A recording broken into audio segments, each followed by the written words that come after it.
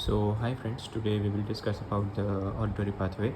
I will not only discuss the auditory pathway, but along with that I will also discuss some few minor points which are asked as MCQs in NEET. So let's start with the video.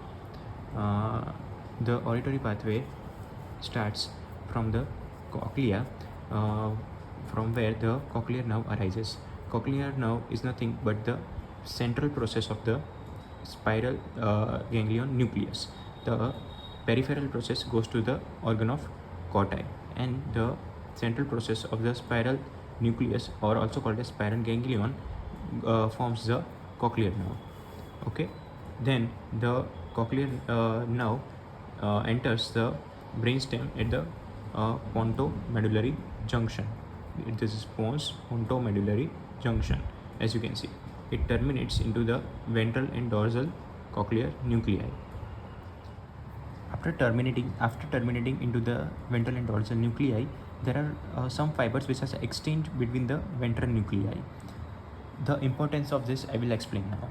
If there is a lesion here, then you cannot hear from this here. Okay, but if the lesion is there in this area, as you can see, as I am marking, lesion is there in this area,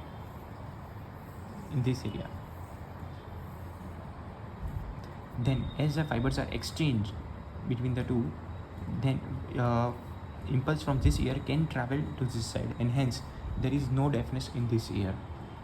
Okay, then from cochlear nuclei, the fibers go into the superior olivary nucleus, which is also the highest center for stabular reflex. Okay, from there lateral lemniscus is formed. This is the lateral lemniscus, which will terminate in the inferior colliculus. Okay, from there inferior brachium arises, which goes into the medial geniculate body on the thalamus. Lateral geniculate body is for visual pathway, as you all know.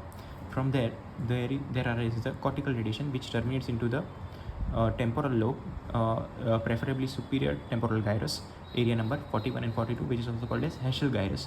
Secondary auditory area is area number 22, and Heschel gyrus is primary auditory area, which is 41 and 42. Okay, so let's revise again.